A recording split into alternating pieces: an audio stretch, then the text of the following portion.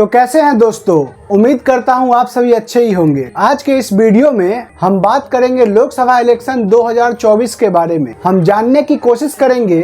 कि लोकसभा इलेक्शन 2024 किस तरीके से हमारे लिए इम्पोर्टेंट हो सकता है और किस तरह से ये लोकसभा इलेक्शन हमारे आने वाले जनरेशन के फ्यूचर को इम्पैक्ट कर सकता है। इसके साथ ही साथ इसके जियोपॉलिटिकल इशू और इस लोकसभा इलेक्शन से होने वाले फाइनेंशियल, पॉलिटिकल और सोशल इम्पैक्ट के बारे में चर्चा करेंगे और जानेंगे कि किस तरह से ये अलग अलग सेक्टर पे इम्पैक्ट करेगा। बात करें अगर अभी करंट सिचुएशन को लेके, तो लोकसभा इलेक्शन का वोटिंग कई जगहों पे स्टार्ट हो चुका है और फर्स्ट फेज के लोकसभा इलेक्शन में काफी सारे मात्रा में वोटर्स अपना इंटरेस्ट दिखा रहे हैं। 543 लोकसभा सीट के लिए इलेक्शन को 7 फेज में शेड्यूल किया गया है, जिसमें कि पहला फेज का इलेक्शन अप्रैल 19 को होगा और सभी लोकसभा सीट के वोटिंग का कलेक्टिव काउंटिंग 4 जून को होगा और 4 जून को ही रिजल्ट को डिक्लेयर कर दिया जाएगा। फर्स्ट फेज के इलेक्शन के लिए कैंपेनिंग वेडनेसडे को कंप्लीट कर दिया गया,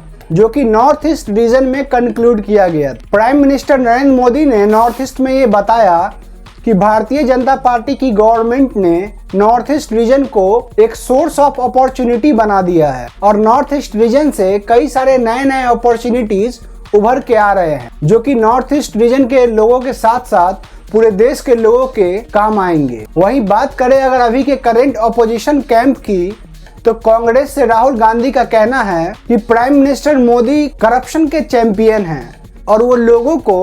मेन मुद्दा से हटा के दूसरे मुद्दों पे फोकस करवा रहे हैं, जिस कारण से लोगों को सही जगह फोकस करने में परेशानी हो रही है। वेडनेसडे के दिन राहुल गांधी अपने इंडिया ब्लॉक के मेंबर समाजवादी पार्टी के लीडर अखिलेश यादव के साथ गाजियाबाद में एक ज्वाइंट कॉन्फ्रेंस को संबोधित करते हैं, जहां अखिलेश यादव का ये कहना होता है कि वेस्टर्न यूपी से बीजेपी का पूरी तरीके से सफाया हो जाएगा और उसके साथ ही साथ वो किसान के मुद्दे को भी उठाते हैं और बताते हैं कि किस तरह से बीजेपी गवर्नमेंट ने किसानों के साथ धोखाधड़ी किया है। वहीं पे दूसरी ओर प्रधानमंत्री नरेंद्र मोदी अपने लोकसभा कंटेस्टिंग कैंडिडेट्स को एक लेटर के माध्यम से बताते हैं कि वो अपने लास्ट आवर कैंपेनिंग का बारीकी से ध्यान रखें और उसका पूरी तरीके से इस्तेमाल करें। प्रधानमंत्री नरेंद्र मोदी फर्स्ट फेज के इलेक्शन के लिए सभी कैंडिडेट्स को स्पेशलाइज्ड लेटर लिखे हैं और बताए हैं कि किस तरीके से लास्ट फेज के इलेक्शन कैंपेनिंग को मजबूत बनाना है। फर्स्ट फेज के लोकसभा इलेक्शन में 102 सीटों पर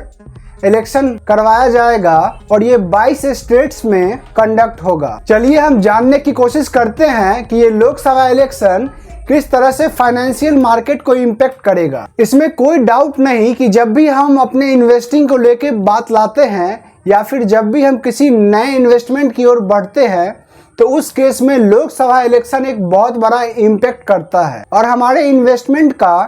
किस तरीके का रिटर्न होगा, तरीके का आउटफ्लो होगा,